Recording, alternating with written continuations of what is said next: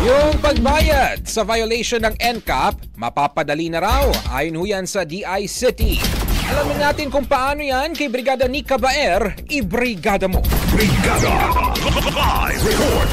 Malapit nang maging available sa eGov app ang pagtingin at pagbayad ng No Contact Apprehension Policy violations. Ayon kay DI-City Undersecretary Dave Almerol, nakikipagtulungan ang ahensya sa Metropolitan Manila Development Authority para mapadali na ang sistema ng gobyerno.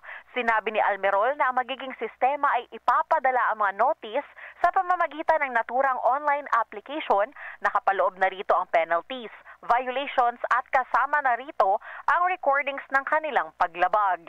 Anya, makikipag-ugnayan din sila sa ibang ahensya tulad na lamang ng Land Transportation Office. In the heart of changing lives, ako si Brigada Nika Baer ng 105.1 Brigada News FM Manila, the Music and News Authority. Barat Brigada Balita. Ang bahaging ito ay hatid sa atin ng Standout ES4 Capsule. Simulang tuparin ang pangarap ng iyong anak. And starting now,